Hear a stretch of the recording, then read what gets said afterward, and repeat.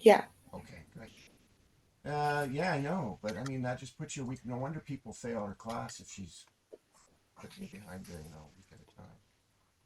And Uh, just pulling up 11. There we go. Up 11. And now I'm just sharing the screen. There we go. Good. And there, you can see the functions 11 textbook. mhm. Okay, good. We're going to skip chapter 1. Is there anything you've done that confuses you? There was like I'm pretty sure something. Looking through my Was notes, it the it absolute? was Yeah. um like function notation. Ah, very good. So function notation. Let's get this right. Notation. There's ways of explaining a graph that you're looking at. It always helps, like I said in many times, to have the graph in front of you. And I'm going to just do a normal line.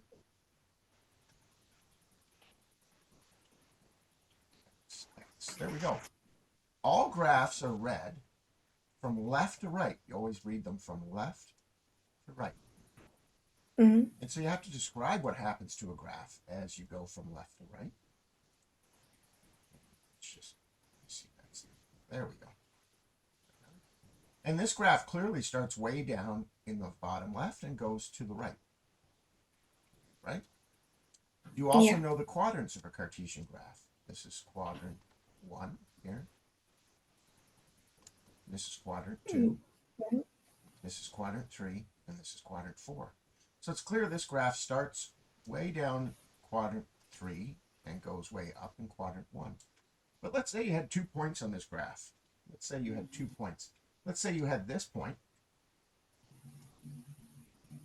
and let's say you had, we'll say, this point. Now, all graphs or all points are measured based on their x value. That's because the y value depends on x. Have she told you that lately? Yeah. X is an independent variable, and y always depends on what x is, which means the y-axis is dependent and the x-axis independent. So we describe things based on the x-axis. So this point clearly goes from 0, 0 to 5, 5. This whole stretch in between is what we're interested in. And we have two ways Mhm. of identifying that area in between 0, 0 and 5, 5. Let's make it 5, 6 so it's not confusing what I'm talking about. 5, 6 is clearly, and I'm going to change the line a bit. So we're going to do 6 over 5. There we go. X. And it's clearly that um, between these 2 points, I want to identify this region on, but I'm not going to use the 0 and the 6, which are the y values because they depend on x. I'm going to describe it in terms of the x value. And so what I would say for this 2 point is I'd say this. Anything between those points falls between 0 and 5. So x can be any value between 0 and 5. If I want to include the 0 and 5 in those values, I would put smaller than or equals than x. So this is a way of saying that any value I'm interested in that between those 2 points falls between 0 and 5. In other words, x is bigger. You might say, why is it bigger when it says smaller? Well, you would have to look at which way the alligator mouth is facing. The alligator mouth is facing open, and then it's closed here. So this is really saying 0 is smaller or equal to x, any x value we're interested in, is smaller or equal to 5. This is Mhm. a notation that's called, I forgot what different notations. I forgot what this one's called, but it's not the one that she's trying to teach you. Let's see. I'm just looking at this function. Let's see in math, different notations in math. I forget what this one's called. We can get it. Oh, I think it's algebraic notation. It doesn't matter. But what she wants you to do is find a shorter way of saying that. First of all, do you understand this? That anything between these 2 points that we're looking at, if we were curious about any point in this area of the line, any x value would fall between this 0x value and this 5x value, if I'm only Yes. interested in this little area here. So I would describe that as, well, 0 is smaller or equal to 5 is smaller and equal to x. But I need to do that differently and faster. So they have function notation. Instead of including the x entirely, they would do this, 0. And they would do that, I believe, comma, 5. And I think curly brackets, do you remember if curly brackets mean you include it? No, curly brackets are for solution set, and then it would be the square bracket for inverse Inclusion. notation. And would you include does that mean it includes the 0 and 5? Yeah. Yeah, let's just make sure. So I forget what area of the book that is because it's been a while since I've done function notation. What section unit is that? Do you remember? I think it's 1.1. Oh, it's right in 1.1. So if you go right to the end of 1.1, you'll usually see a summary, and it'll cover it in there. So let's see. Function notation. Okay. So this is telling us the area in which x lies. Is that what you're talking about, or are you talking about this? Hang on. The line we just looked at right here is represented this way. Here's the formula for the line. Y is equal to 6 over 5 x. That's the line I just drew. Mm-hmm. That is the way we're used to drawing it. But we don't want to do it like that because we don't want to always just call it y. Sometimes we'll say, like, temperature. The temperature in Fahrenheit depends on my calculation for Celsius. So we could say it like that. Fahrenheit depends on what my Celsius is. This one here says y depends on what x is. But they want you to move away from using y. So instead of y, they do this. F of x is equal to the same thing. It's the same formula. Mm-hmm. Okay? But all that means is, when I'm looking for a value of x, for instance, if I was looking for a value of 10, if x was equal to 10, I would put the 10 in here, wouldn't I? And solve it. Yeah. And I would get 10 times 6 is 60 divided by 5 is 12. I would discover that y is 12. And I would write my answer, y is 12. But they don't want you to do that anymore. They want you to do it like this. Instead of doing y, we have this f of x thing. And instead of saying when x is 12 separately, we do this. 10. We do this. We say we're going to look for an x value of 10 within the formula that we've given you for the general formula, f of x. And this is the general formula. It's the same thing as y. We've just decided to call it f of 10. And what this means is I'm looking for an x value that is 10. It's the same thing right there. And I'm going to plug that in over here. And I'm going to come up with the same solution. But we like this better, one, because we don't have to write when x is 10. We can just write it right in the formula. What's the answer when x is 10? Then we just include it in the answer, and we solve it the same way. And we do, well, f of 10 is equal to 12. That's what y is equal to.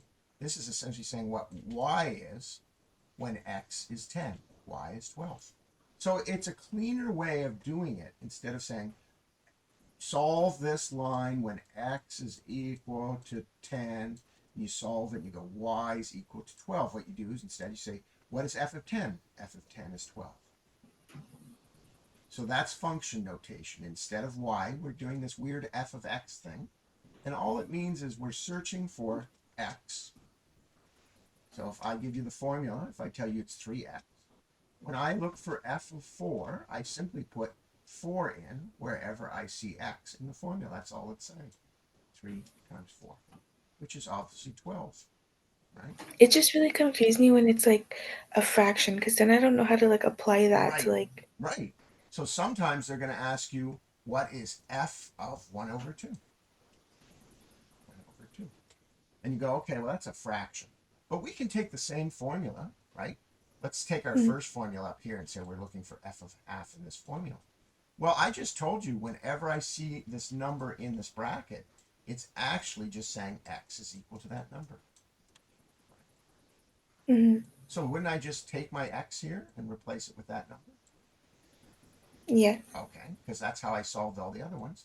So I'm going to rewrite it, and where I see x, I'm going to put 1 over 2. So I have 6 over 5, which is the permanent part of the formula. The only thing that changes is this, based on what I write there. So 6 over 5 times 1 over 2. And I'll just do the 6 over 5 plainly like this. Okay. Well, any fraction multiplication is like any fraction situation. You multiply the numerator first, and you multiply the denominator next, and you get 6 over 10. And then you always simplify. Both these numbers can be divided by 2. yeah. So that means in this case, I would answer, because that's the simplest fraction I can solve, f of 1 over 2, f, and of course I'd write my fraction normal, is equal to 3 over 5. That's the answer to that.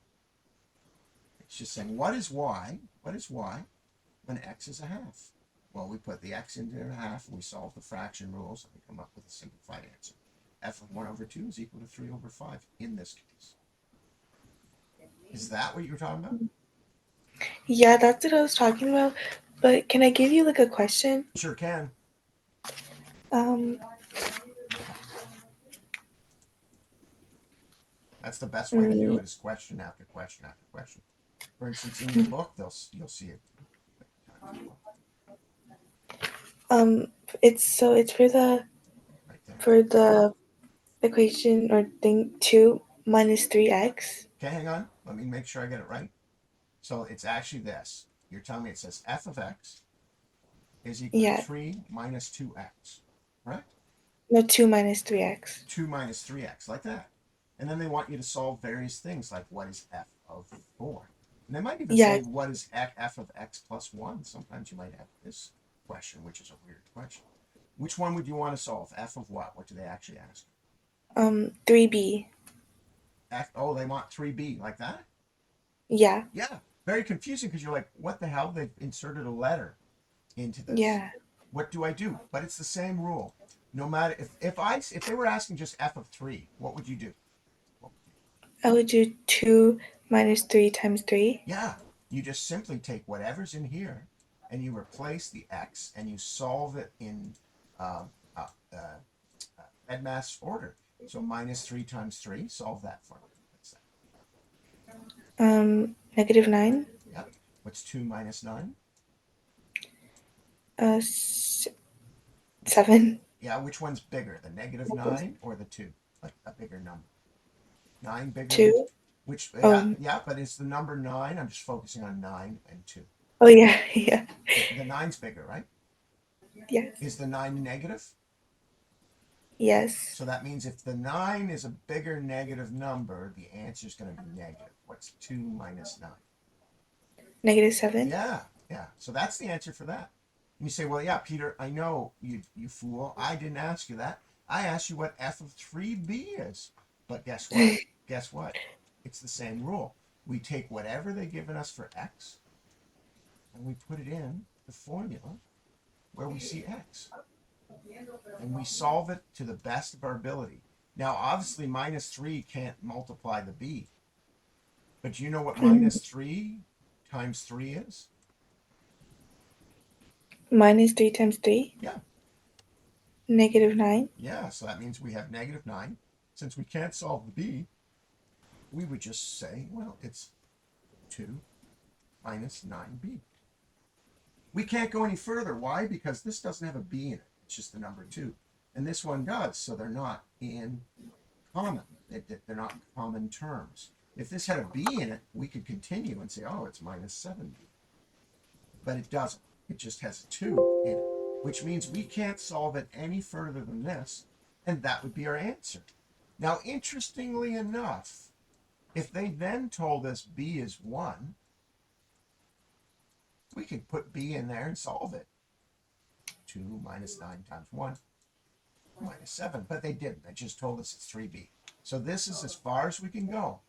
But it's interesting that even if I said b was 1, I could solve it here and get minus 7. But I could also solve it way back here. F of 3 is 2 minus 9 minus 7.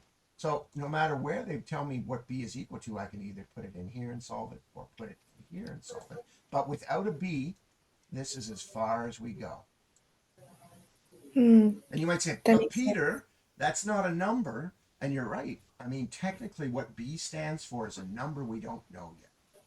That's all it Mm. is. It's a number we don't know yet. It's going to be a number one day, but right now we don't know what it is. So the best we can answer is that f of 3b, and we would write it down like this when we're done. F of 3b is equal to 2 minus 9b. But it's the same rule. Whatever you see here, we're just going to put a little bracket around x. It helps when you put a bracket around x because this can get even more complicated. Let me give you an example of more complicated. Let's say they don't even use b. Let's say they say, okay, well, it's f of x plus 3. And you're going to say, what? But it's the same rule. What's the rule I did? What do I do wherever I see x? You multiply it No, but by, what do I replace x with? Whatever's in oh yeah, replace it. this bracket. So that means if they're asking for this, I would do this. Wherever I see x, I put whatever's in that bracket. Now I'm going to solve it. Well, I can't solve the 2. I'll just leave the 2. But I can expand that. Isn't that a FOIL through a bracket? Doesn't it work like this? Minus 3 times this first thing, minus 3 times the second thing. What's minus 3 times x? Negative 3x. Yeah. What's minus 3 times plus 3? 9. Ah, And 9. Negative. yeah, that's right. Got you. Keep you on your toes. Now, this answer is interesting because I can't solve 2 minus 3x. I cannot solve 2 minus 3x. But I can see that there's numbers here, right here and there in common. So I can rearrange this to put my numbers in common and put this here, which I'm allowed to do when everything's being added and subtracted. I'm allowed to rearrange them in any way I want. Now I can solve this part of it. What's 2 minus 9? Negative 7. Yeah, so I've got this. Now I don't know what x is yet. I just know that we've got negative 7 minus 3x. And since I don't know what x is, that's as far as we can go. But what's interesting about this is my answer would be f of x plus 3 is equal to minus 7 minus 3x. Mm. Just like that. I'll just put it there. That would be my answer. And that's as far as I can go because they never gave me an x. However, they could give me an x later on. X just represents a number I don't know yet. So wherever you see in the bracket, that's what you put in there. You just solve it. And they do it here. You can see here number 7. Let's do one of these. I'm going to get you to solve Okay. one of these. And you've got to go slowly. And I'm talking about number 7, which is exactly what you're talking about. Good. How would I solve if h of x is equal to this? If h of x is equal to 2x minus 5. See, they give me the formula in the question. They want to know what h of a is. What is h of a? What do I do? So we're going to do 2 Mm-hmm. times a Mm-hmm. I just like to put in brackets so it's clear. Yep. minus 5. Yep. So then it would be 2a Yep. minus 5. And you don't know a, do you? No. So this is as far as we can go. H of a is equal to 2a minus 5. You might say, why would they do that when I have h of x is equal up here? Well, they might throw in an a for now and ask you to solve it and then tell you a later. They might want to have some more complicated things, but they want to keep the general formula like this, and they want h of a written like this. Let's look at another one. They want to know h in the next question. In b, they want to know this, b plus 1. What do I do? So it'd be 2 times bracket b plus 1 Yeah, and you'll minus 5. see in this case it's great for the black bracket because we can see that we have to do a FOIL. We have to do 2 times b and then 2 times plus 1. So it would be 2b Yep, times 2. I mean plus 2 yep. minus 5. And what terms do we have in common? Well, there's no other b in here, so that can't be solved. But I can see that I have a plus 2 and a minus 5. Mm-hmm. Okay. So it would be 2b Mm-hmm. negative 3. Yep. That's because the number 5 is bigger than the number of 2, and it's negative, so we're definitely going to be negative. And you can even rearrange that. If it gets confusing, you can say minus 5 plus 2, which is minus 3. And we don't know b, so that's as far as we can go. So our answer for this would be 2b minus 3. That's our answer. That's what b plus 1, 2b minus 3. And they want us to simplify it as much as possible, so therefore this would not be the correct answer. This here would not be the correct answer. You'd only get partial points. Oh, sorry, plus 2. Plus 2. This would not be the correct answer. You'd lose a point because you can solve these terms right here. That's a full answer. Now we're going to just do a more complicated one. Look at D. D says 2 minus 5x. So it's the same rule, though. What do I put? So it's going to be 2 bracket 2 minus 5x minus 5. It's very simple. And I'm just going to make it a little bit smaller so we can fit it all in here. It's actually quite simple. We just have to FOIL this now. We have to FOIL it. And then it's going to be 4. Yep. And then negative 10x. It's going to be 4 minus 10x. And then we can't forget this lonely minus 5 over here. This is a term all on its own, minus 10x. We can't solve it without knowing x. So we would just leave it alone. And guess what? If everything's being added and subtracted, you're allowed to rearrange it any way you want. And it's plus 4 because there's nothing here in front of the 4. Therefore, there's a hidden plus in there. So this can make it easier, and I can rearrange it like this. Oops. Which might make it easier to solve as well. Those terms are in common. So these terms are in common. How would you solve these terms? I'll leave them in the original one.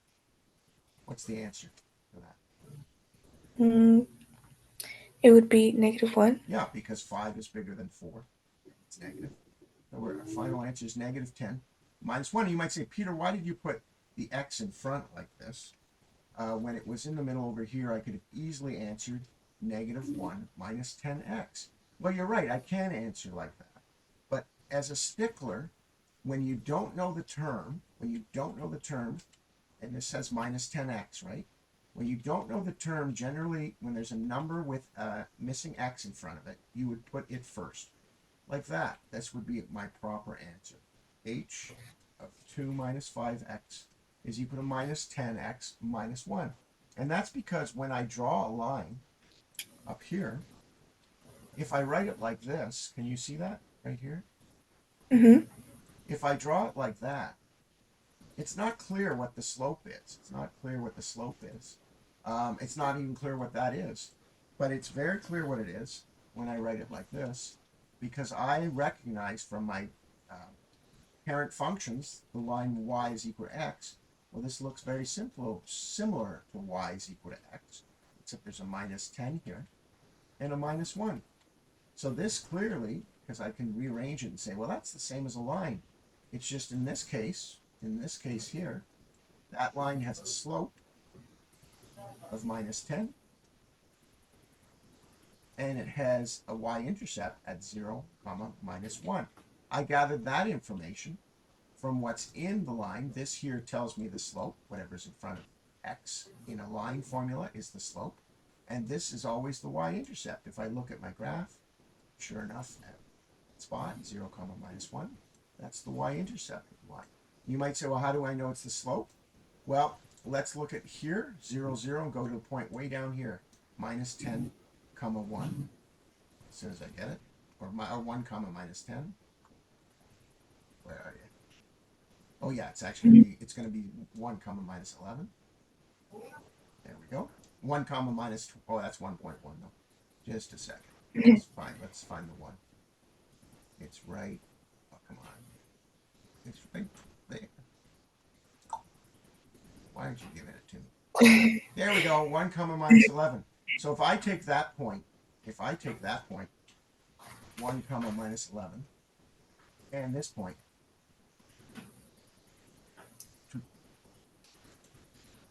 0, 1, and I wanted to find the slope between those 2 points, what would I do?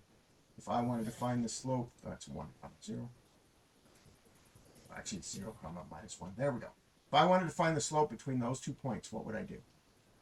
It's good practice. If I want to find the slope between those 2 points, and I didn't even get the thing, how would you go about finding the slope of this line? Can you remember how to find A slope between 2 points? It's isn't it like y equals mx plus b? Yeah, that's the formula for the line for sure. Y is equal to mx plus b. You're right. But we don't know m. If I didn't know the formula, and I wanted to solve m, how would I go about solving m if they give you 2 points on it? Here's something you should write down. M, which is the slope, is equal to y2 minus y1 divided by x2 minus x1. This is the formula to find a slope of any line. And it means if you have 2 points, x1 comma y1 and x2 comma y2, 2 points, you can solve m. Do I have 2 points over here? Yes. Okay. We're going to label the farthest left point. We always label the farthest left. x1 comma y1. So if this is x1 comma y1 up here, this 0 minus 1, what is x1? 0. Yeah. What is y1? What, negative 1? Yeah. And then if that's my x1, y1, this is my x2. X2. And you can take any 2 points on a line. It doesn't have to be these 2 points. I just chose the easy points. What's my x2 if this is x2 and y2? What's my x2? 1. Yep. And then negative 11 is your y2? Yep. And that means I go to my master formula for my slope, which is this, which is a universal formula. And everywhere I see y2, I'm going to put in brackets. My y2, I forgot to label y2. I just put y, so it's what. And so wherever I see y2 in my formula, I'm going to put it in brackets just to make that negative number easier. And then this y1, what's my y1? I go up here, it's negative 1. So I get this, negative 11 minus 1, because the negative here is in the formula. Whatever y1 is, I put in the bracket. y1 is. Okay, so I have negative 11 minus 1. My x2 is 1. X2 is going to be a lot easier. It's positive. And my y1 is going to be 0. A lot easier. Let's solve the bottom first. What's y minus 0? Did you see what I did there, by the way? I took the Yes. formula for slope and I replaced it with the 2 points. Okay, what's 1 1 minus 0? minus 2. 1. Yeah, now let's do the hard one. What's minus 11 minus 1? First of all, what's a minus 1 mean? It's Whenever I see 2 minus signs in side by side like that, I have to go by the following rules. If I see the same signs beside each other, the result is positive. If I see the same signs beside each other, the result is positive. If I see different signs beside each other multiplying each other, that's essentially what these are, they're multiplying each other, the answer is negative. Even, it doesn't matter what order it's in, minus times plus would be negative. This is essentially, you're looking at 2 minuses beside each other is like a minus 1 times a minus 1. They just don't show the 1. So we just look at this rule. The rule right here is I have 2 minuses beside each other, so the ultimate sign I put is? positive. Yeah. But I thought that was only for like multiplication. Yes, but you see, this technically is a minus 1 in front of this minus 1. They just don't ever write 1s, as you've seen many, many times. They never write 1s in front of, when they give you the line formula 1 is equal to x plus 3, technically, there's a little 1 in front of this x. They just don't ever bother writing it because we'd spend our life writing 1. And let me give you another example. Let's solve this first. What's minus 1 times minus 1 here? Or minus beside each other. It's the same rule. What is it? 1. It's plus 1, isn't it? So I would rewrite that as not minus 11 minus 1, but as plus 1. I just replace a double negative signs in front of each other that happens in formulas like this with a positive. Now let's solve that. What's minus 11 plus 1? Negative 10. Yeah. So my ultimate answer is minus 10 over 1. But here's a perfect example. We would never answer that slope is equal to minus 10 over 1. It's a huge waste of time. We would just say it's minus 10. The 1 is implied. That's under there. Just say minus 10. So that means my slope is minus 10. I can go back and solve part of this line. Back could solve part of this line. I now know my slope is minus 10. So I've solved this part of the line formula. What part haven't I solved? What part have I not solved so far in this line B. form? I don't know B. If I had any one point on the graph, I could solve B. Well, between this point and this point, which is minus 11, not minus 1, what's the easiest point to use? 0 comma minus 1 or 1 comma minus 11? What's the easiest one to use? 0 minus 1. Yeah, very easy. So wherever I see x, I'm going to put in the 0. Wherever I see y, I'm going to put in the minus 1 because I have a point on the line. And I know the slope. So where I see y, I'm going to put in minus 1. And where I see x, I'm going to put in 0. And then I'm going to solve for b. And this is just taking what I know of the line formula and taking 1 point to solve for b. Well, what's minus 10 times 0 here? Minus 10. Yeah. No. Minus 10 times 0 is not minus 10. Minus 10 times 1 is minus 10. Minus 10 times 0 is? 0. Yeah, any number multiplied by 0 is 0. So I just get plus b or b. This tells me what b is. What is b? Minus 1. Which now means I can go back, see b, put in this. This looks like a line formula, doesn't it? Doesn't it? Yes. And what line did we start with on my graph? Well, look at that. Look at the formula we started with right here. Isn't that similar to what you just solved? Yeah. Right, yeah. So we solved, even though Desmos already had it in there, what I did is I found 2 points in there. Where? Again, I made you solve for B, solve for M first. And you discovered that M was minus 10 from your slope formula. And you discovered B is minus 1. And then we put it in here, and sure enough, it drew it. It's 10x minus 1. And guess what? No matter which way I write it, both these are the same formula. It's just this one has the minus 10x first. Why? Because we always write the line formulas mx plus b. We always put the x in front. So instead of writing it like this, we actually write it like that. But right there, I showed you not only how to find the slope of a line, but how to find b. Very important skill always. And the reason I bring it up is because when you're looking at formulas and lines, you should be able to spot the slope from the formula right away. You should be able to say, okay, well, I know it's mx plus b, and I know the number between x and this formula is minus 10. So I should be able to see right away that the slope is minus 10 from just seeing this line formula, and that b is minus 1. But we went and solved it. Anyway, I take you off that path because you're going to need that skill set. It's a very useful skill set.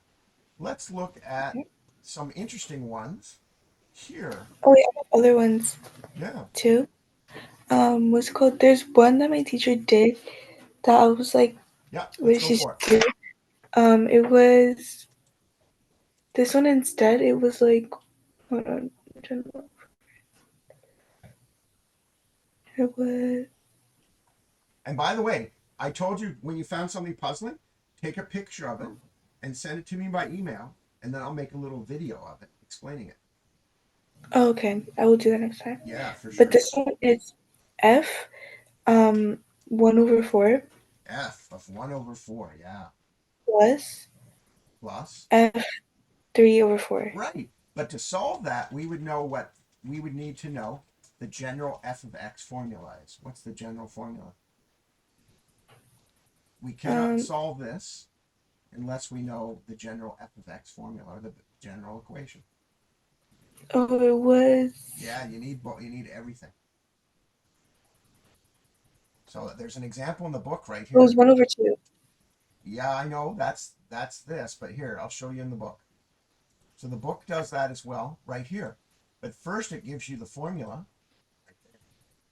Then it asks you to solve what's f of 2 minus f of 1. I need the general formula right here. 1/2x. Oh, it's 1 over 2x. So that's not, yeah. So that's the whole thing. Yeah, is there anything else in the general formula? No, that's it. Oh, so this is a line. How do I know it's a line? Because it looks a lot like my formula for a line, the general parent function, y is equal to x, which can also be written like this. These are both the general parent function for a line. Right away, when I see a formula like this, where the x has only a power of 1 and has a number in front of it, I can say that's a line. That's a line. And the slope, since the general formula of a line is y is equal to mx plus b, it's clear that there's no plus b here, is there? There's nothing there. So it's No. really plus 0, which means b is 0, which tells me that this line goes through the point 0, 0, because b is always the y-intercept. But it's not there, so let's just ignore that. But I do know right away my line goes through 0, 0.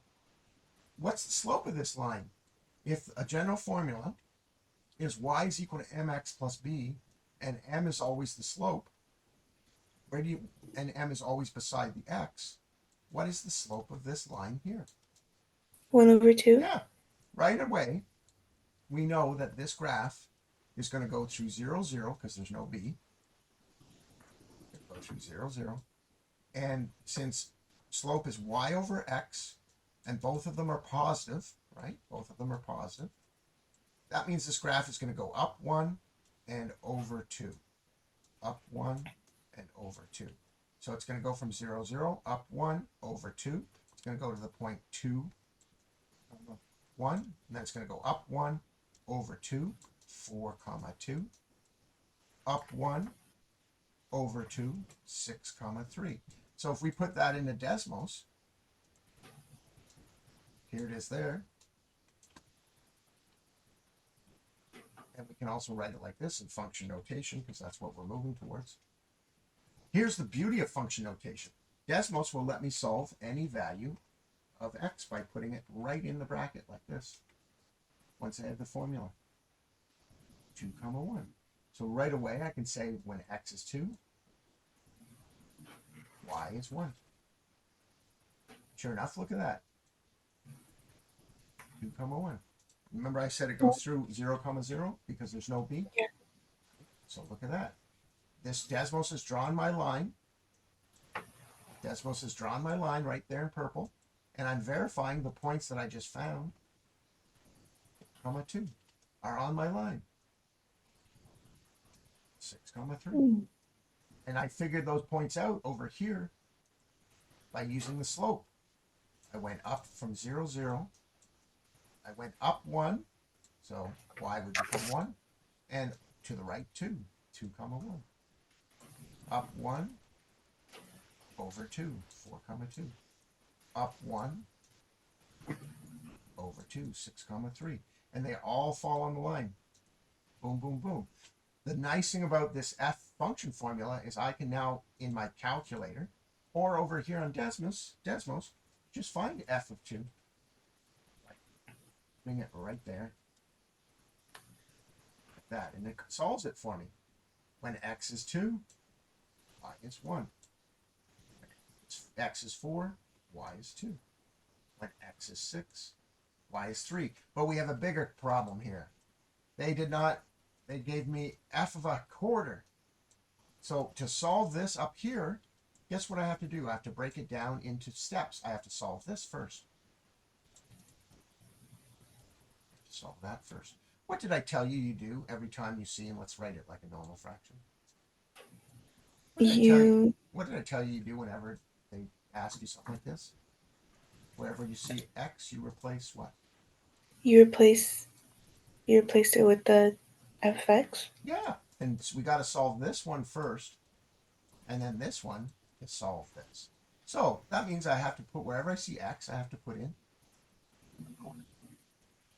So wherever I see x, I should just do it in brackets to make it simple in case it's negative. But now for any fraction, you simply what? How do you solve any multiplication of a fraction? When the half is beside the x, it's multiplied. How do you solve any fraction? Multiplication. You just multiplied 1 times 1? Yeah. But in the question, she put it in the denominator. Well, I'd have to see the question. Can you take a picture? Yeah. Oh, hang on. Is your formula written like this? Yeah. Ah, so that's not a line anymore. It's not a line anymore. Go here. 1 over 2x is a something over a, this is a very complicated one. This looks like our very difficult to graph function. Y is equal to 1 over x. That's no longer a line. 1 over x looks like this. And I'll show you what 1 over 2x looks like. This is our parent function, the reciprocal function. This is our parent function, the reciprocal function. It's in the parent functions I sent you. It's a very annoying function. It's the world's most annoying function. Every student hates reciprocal functions, and you should grow to hate it too. But Oh my god. that's just because they're tough to graph. I want to ask you why right here at x is equal to 0, why is there nothing on the graph? You might say, oh, Peter, down here there's clearly something on the graph. No, if I zoom into the purple line, it's not touching the never touching the y-axis. No matter what, it's never reaching x is equal to 0. Why? What would happen up here if I put 0 in for x? What would your calculator say if I took 1 and divided it by 0? Error? Error. We cannot divide by 0. Therefore, everywhere on this graph where x is 0, this graph will never, ever, ever touch it. Because it's impossible. I can't ever solve for x is 0. As a result, y will never be 0 either, because there's no value I can put in that would result in y being 0. There's no value I can put in here where the answer comes out as 0. So that means y can't be in 0 either. And I get this odd graph that never touches either of these green lines. It never touches them. And now even when I put 2x, which is what your teacher did, because she's mean, same rule. I can never put a 0 in here for x, because 2 times 0 is 0. I'd have 1 divided by 0. That means x can never be 0, and therefore it never touches this line. Let's go and solve the questions that she's given us. So it's not 1/2 times x. It's 1 over 2x. It's the same rule, though. If I ask you, what is f of a quarter? Wherever I see x, I should make a bracket and do what with it? What should I do with that? You replace it with 1/4? Yeah, I replace it with 1/4. Now that's 2 times 1/4. And I should be very careful. Remember when I said there's invisible ones everywhere? Mm-hmm. Invisible ones everywhere. Well, when I write the number 9, guess what? 9 is over 1. We just don't write it. 9 has an exponent of 1. We just don't write it. 9 has a decimal and a whole bunch of zeros after it. We just don't write it because this would kill us and then everybody would quit math. Technically, there's even a 1 multiplying 9. There's 1s all over the place. But we don't write any of these 1s or these zeros. We just write 9. Well, technically, this 2 over here is 2 over 1. And right now, I'm going to solve this part of it. Just like any math problem, we're going to focus on the part we can solve. We should solve this denominator first. I have 2 over 1, or just 2, if you want, times 1/4. How do I solve that? How do I solve 2 over 1, or just 2, times 1/4? What's the rule for multiplying fractions? You could just do 2 times 1, 1 times 4, Yeah, what is that? 2 times 1.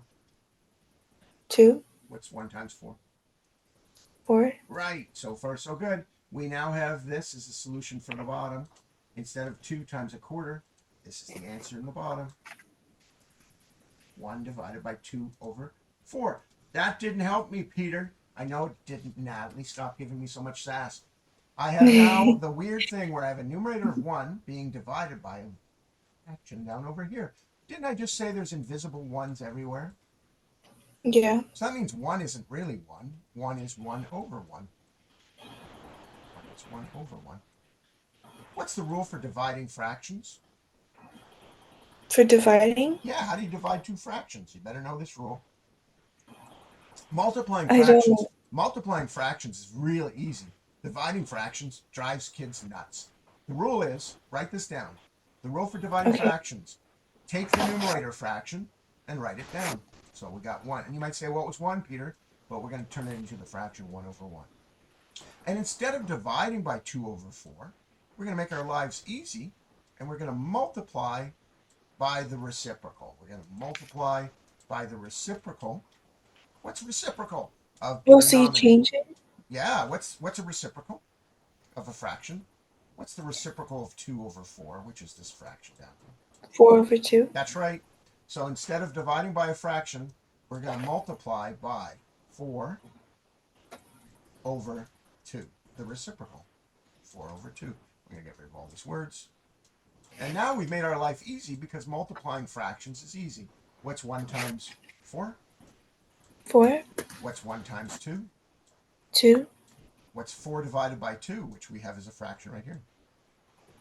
2. Yeah, so now we can just write it as 2. And by the way, it's really the reciprocal fraction. It's like, sorry, the answer is 2 over 1, but we just write 2, which means that f of a quarter is equal to 2. A lot of rules in there, and you have to know all those rules for the fractions to solve it.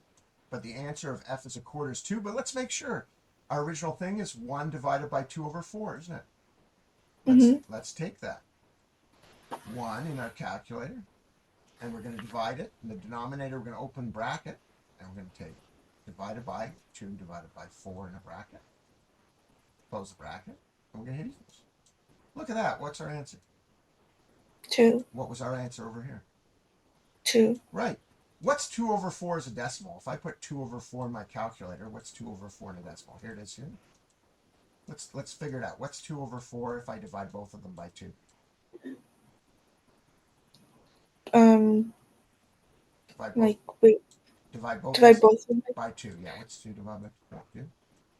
1 and what? then 2. Yeah. What's half if I divided my calculator? What decimal will it say? 0.5. Yeah. So really, this over here is 1 divided by 0.5. Let's see what our calculator says when I take 1 and divide it by 0.5. Think it'll say the same thing? Let's find out. 1 divided by 0.5 equals. Oh, hang on. I had 2 divided by 0.5. 1 divided by 0.5 equals. What's my answer? 2. What answer did we get over here? 2. So it looks like if I do 1 divided by 2 over 4, I get 2. If I do 1 divided by 1 over 2, I get 2. If I do 1 divided by 0.5, I get 2. That's because 2 over 4 is equal to 1 over 2 is equal to 0.5. It doesn't matter which one I put in my calculator. When I take 1 and divide it by that thing, I get 2. So that means f of a quarter, after all that work and all that hassle, all that headache, all my talk, I got to listen to Peter talk all day, all night, all this, f of a quarter is equal to 2. So that means up here, where I see f of a quarter, I can replace it with, if it's equal to 2. If f of a quarter is equal to 2, what can I replace f of a quarter up here with? Whenever something, 2. yeah, whenever something is equal to something easier, I'm going to replace it with what it is. So I'm going to keep that there and just write it on the next line. 2 plus, but I'm stuck with solving. What am I stuck with solving now? 3 over 4. Oh, God, Peter, I thought we were done. No, Natalie, we're not done. Stop your sass. I told you. So how do I solve f of 3 over quarter? Same rule. The same rule. So you would multiply Let's go 2 slowly. times 2. What's the rule? What do I replace x with? What's the rule? Oh, 3 over 4. Yeah, always start simple and always show each step. Why? Because if you make a mistake, you'll be able to catch it. 2, you'll get partial points for writing something down if you get it wrong. So you'll get points if you write this next step in your book. You'll get points if you replace 3 over 4 with wherever you see x. So you put x in brackets, and you get this 1 divided by. It's like this division is huge. And you just got to solve this part. What did I say is invisible underneath this 2? 1. 1. There's an invisible 1. This looks like a fraction multiplying a fraction, doesn't it? Think you can solve that for me over here? So it would be 2 times 3 is 6 over 4. Can I simplify that? Sure I can, or I can leave it like it is. It doesn't really matter. This could be simplified to 3 over 2. How did I simplify that? How do I know that is equal to that?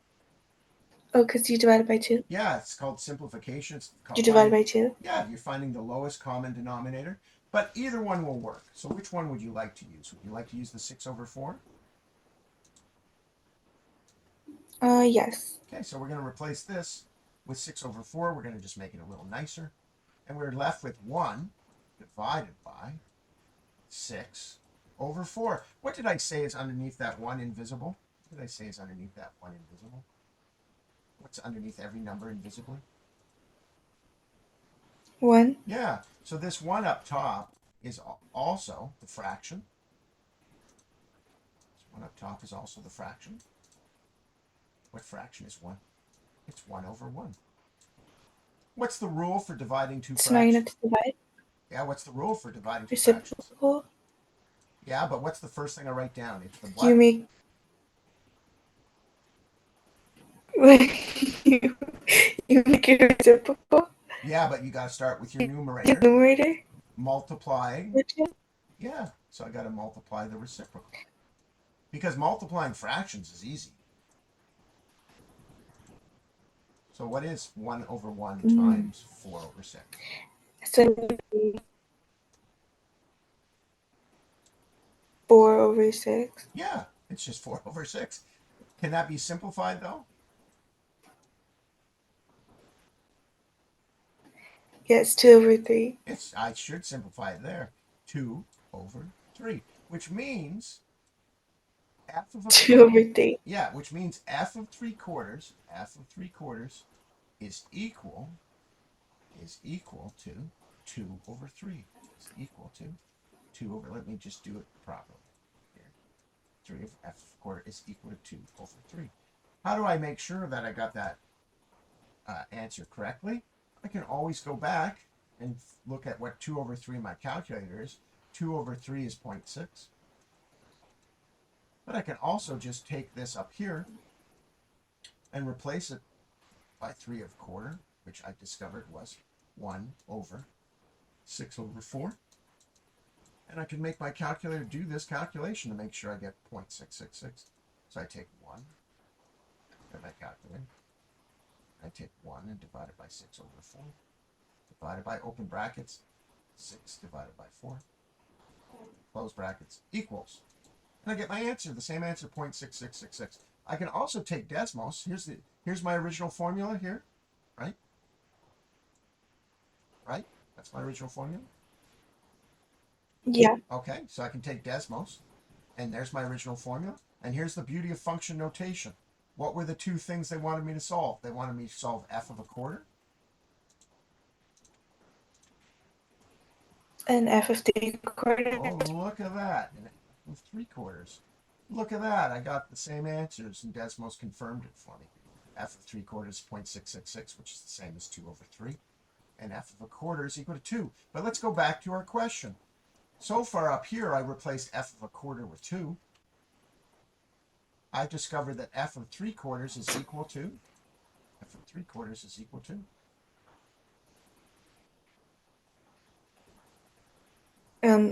2/3. So can't I replace this with 2 over 3? Yes. Yeah. Remember when I said there's an invisible number underneath every number? 1. Yeah. Adding fractions is actually harder than multiplying fractions. I cannot add these unless what? Common denominator. How do I, I got a 3 here. Don't I have to turn this into a 3? Yes. How do I turn this into a 3? So you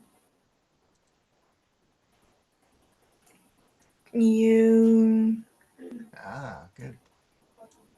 So the secret of fractions is you're allowed to you multiply. multiply it. Yeah, you're allowed to multiply any number by 1, and you're not changing it, right? If I multiply by 1, I'm not changing it. Clearly, I need to multiply this by 3 to get it to be a 3, right? Yes? Mm-hmm. But I'm not allowed to multiply just the bottom. Yes. I'm allowed to multiply by 1, though, and 3 over 3 is the same as 1, isn't it? Yes. So what happens if I multiply this fraction, which is my 2 over 1 here, by 3 over 3?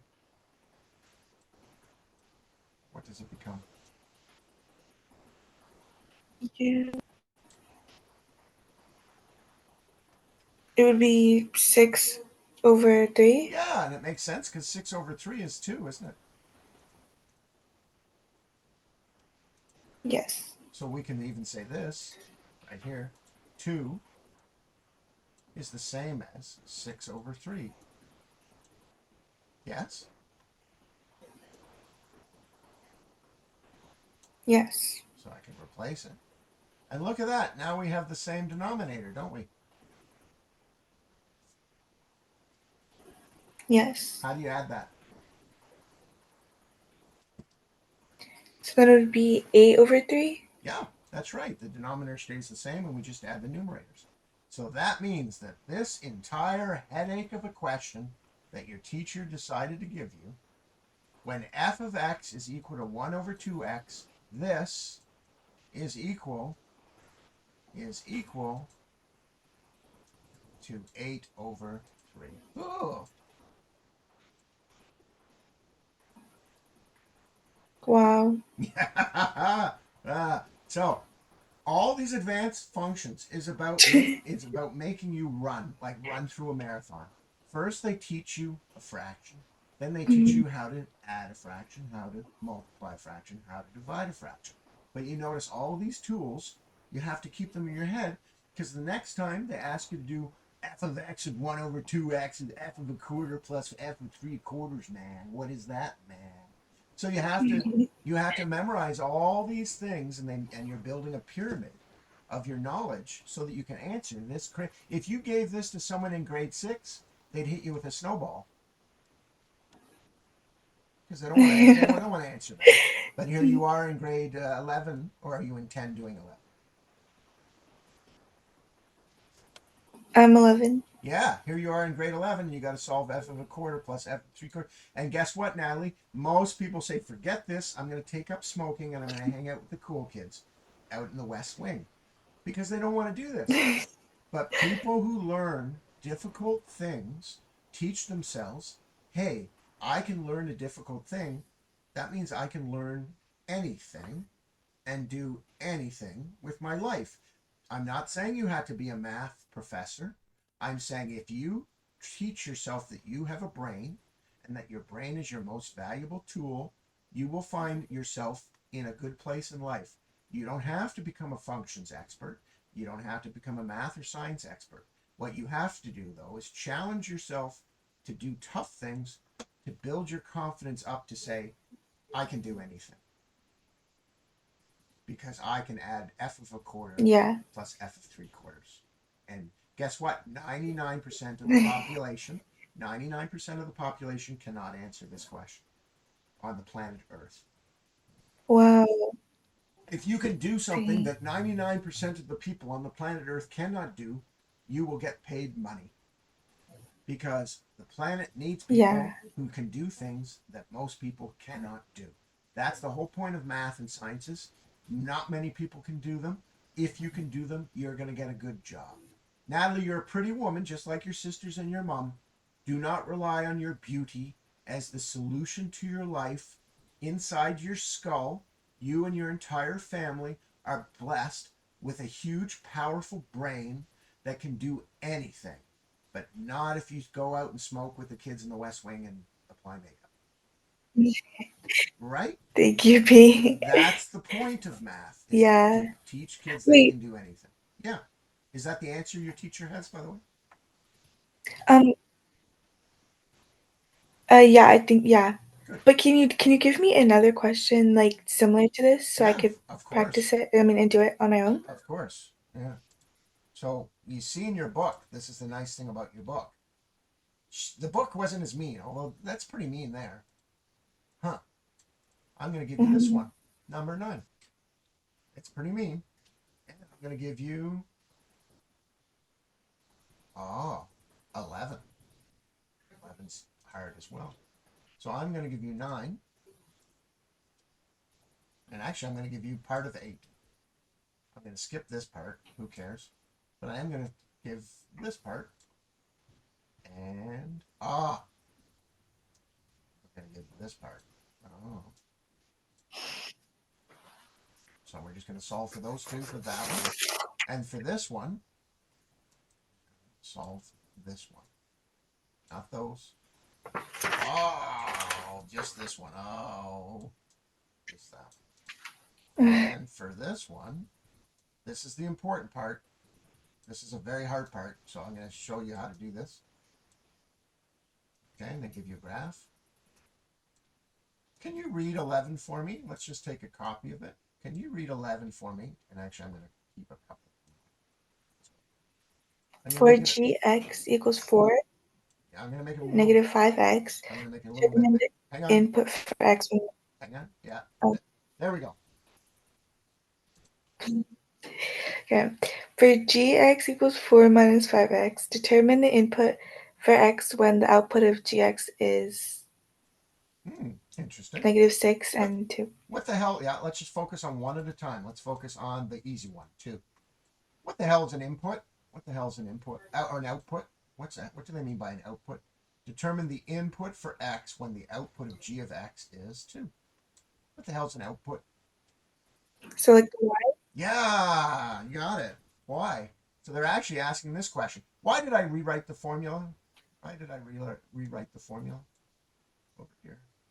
Because x needs to go first. Yeah, what kind of function is this? What does it look like? It's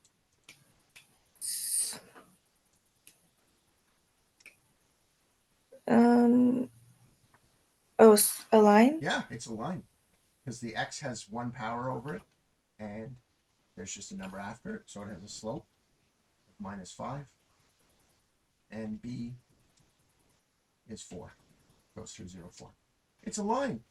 So now you're right. They want to know, not this time, they don't want you to put x, they don't want you to solve this. They want you to solve this.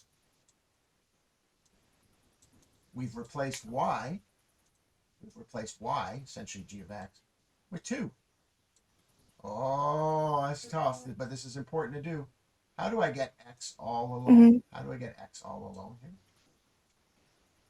So you move the 4 to the side of the 2, but it would be negative. Yeah. You have to subtract 4 from both sides. That's how I phrase it.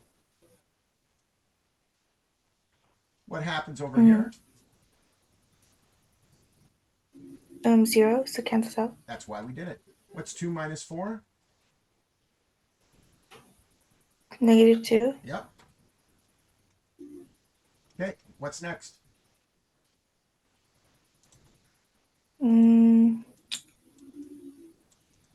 How do I get x all alone?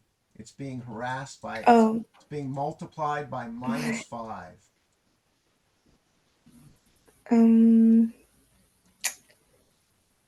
X is being multiplied by -5. It's being multiplied by -5. So you divide? Yeah, I divide by -5 on both sides. Another way I like to put it is I multiply by its reciprocal, which is the same thing.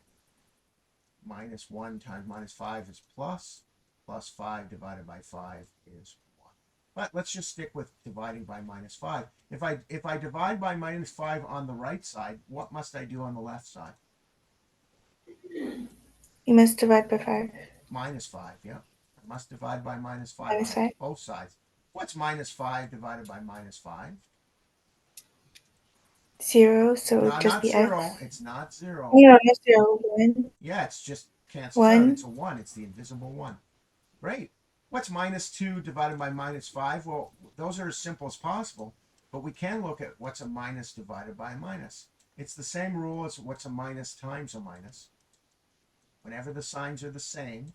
So positive? Yeah, so those can just essentially disappear. So that's the answer. Now, that means this. That means this. We were working on this one, right? That means this is the answer. G of 2 over 5. Just going to make it a little smaller. Is equal to 2 for this formula. How would I confirm that? Discover that 2x is equal to 2 over 5. How would I confirm that this is true? What's a wonderful tool I've encouraged you to use? Desmos? Desmos. So I can just put in the formula that we just had.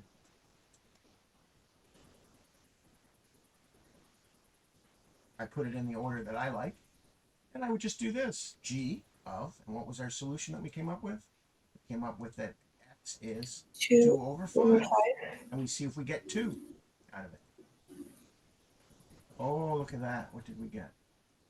Wow, 2. Yeah. So they're asking us to solve things in reverse order where they give us y instead of x, which is harder. That's the hardest thing that you have to do in functions. But a valuable tool. Guess what? I'm going to get you to do the -6 on your own. I'm going to send it to you. Okay. So I also, Wait, Pete, how yes, come they use G instead of F? yeah, YG.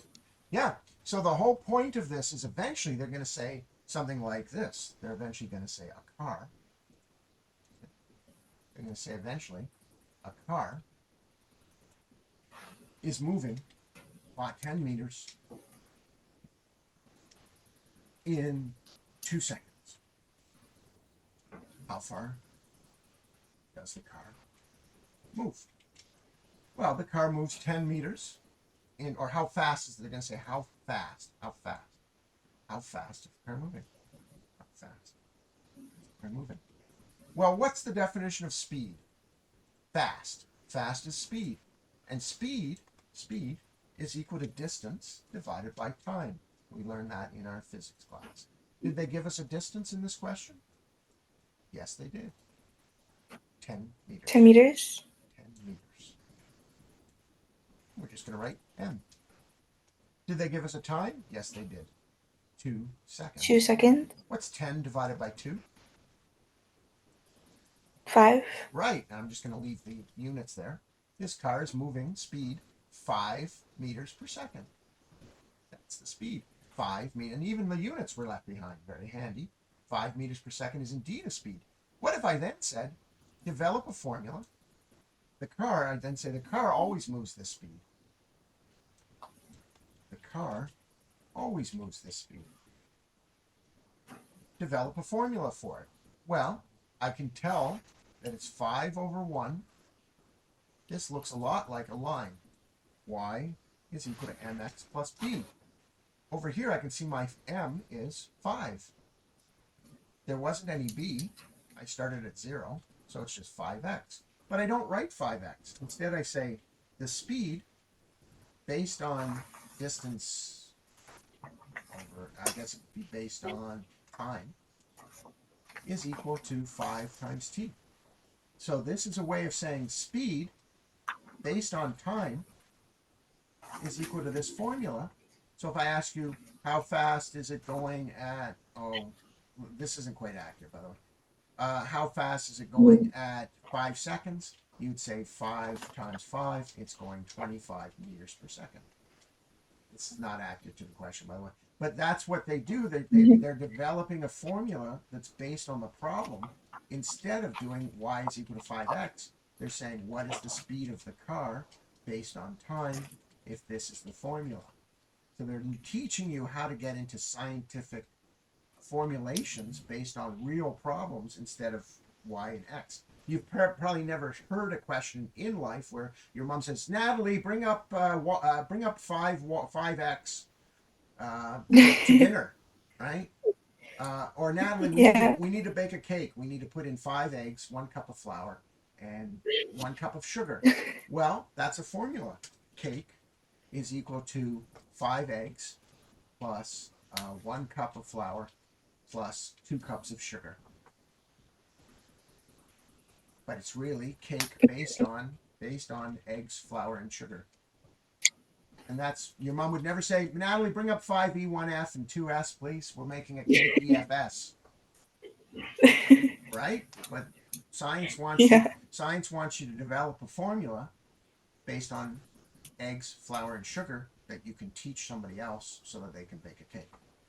And that's what recipes are. Recipes make a list of items that you have to include and mix in the exact proportion listed here, because if I put in 10 eggs, your cake's going to taste awful. If I put in no flour, your cake's going to taste awful. Nobody's going to eat Natalie's meals. Okay.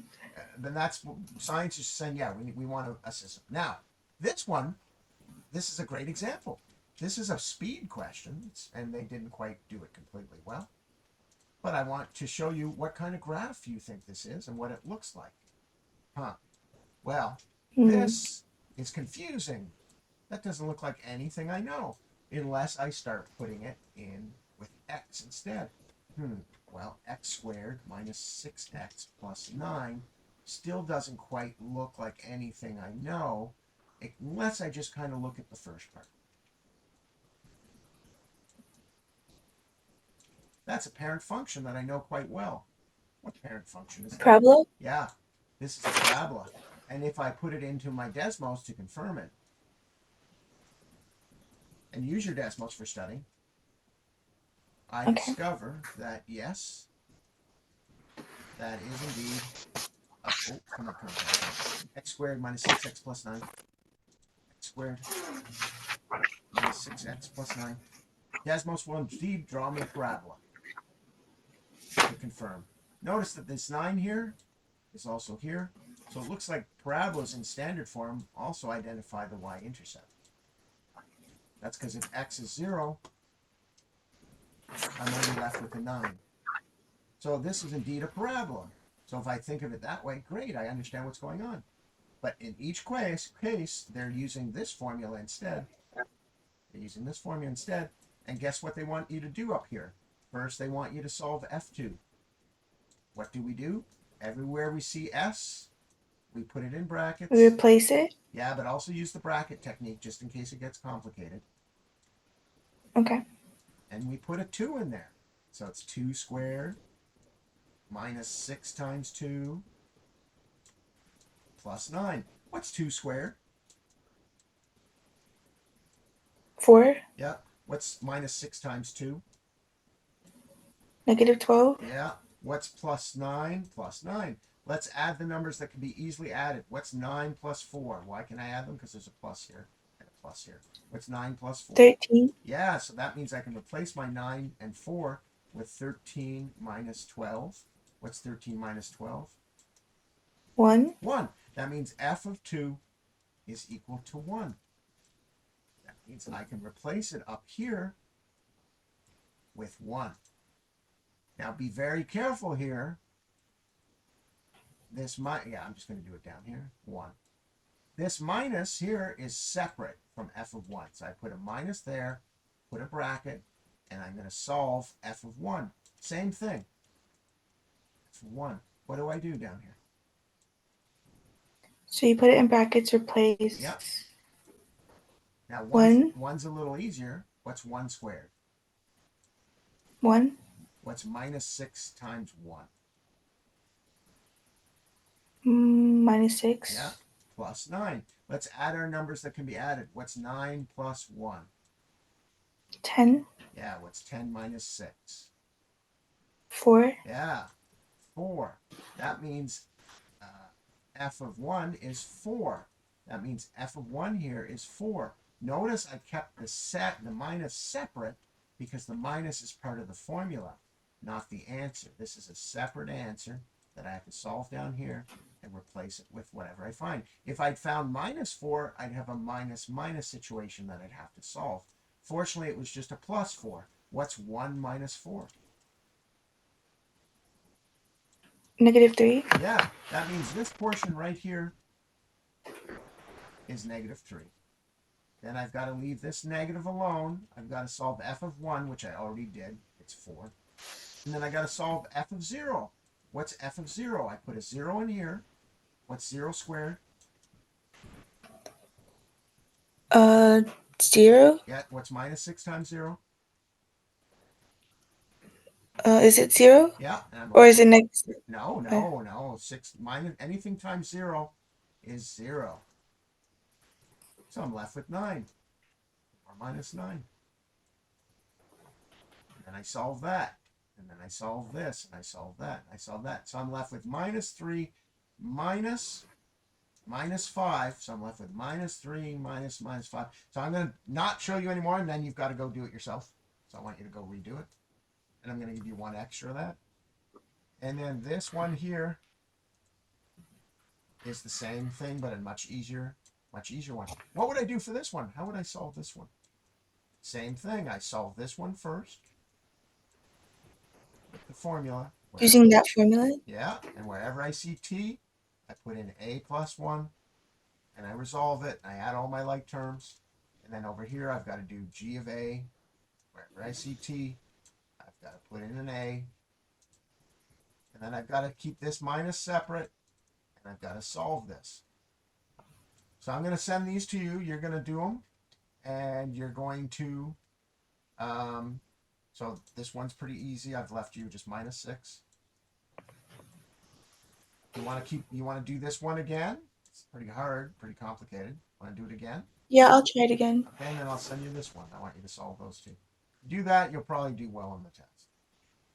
Okay. So I'm just going to send it to your email. Do you have any other questions? No, that's it right now. Thank you so That much. probably hurt your brain a little bit. I actually understood a lot. Like it was a lot easier. I know you did. And listen to me, Natalie. Focus on your brain. What's your age? 16. 16. You've got your whole life ahead of you. Do not take the easy path. Everybody likes, if somebody says, hey, come on, get up and do something useful, or sleep in for another hour, what are you going to choose? Do something useful? No, that's what you should choose. But what does everybody actually choose? Everybody chooses to sleep in. Exactly. So if you do what everybody does, you're going to be the same as everybody. If you do what nobody's doing, you're going to be an exceptional person. It's your life. You decide what you want to do. I'm just letting you know I'm 54. Time has flown by. I wish I'd done a lot of other things. And I didn't, but I've done quite a bit. Do not undervalue your brain. Okay. Do not undervalue your brain. Your brain is your most useful thing ever. Bye-bye. Bye, Pete. Thank you. Love you. Love you.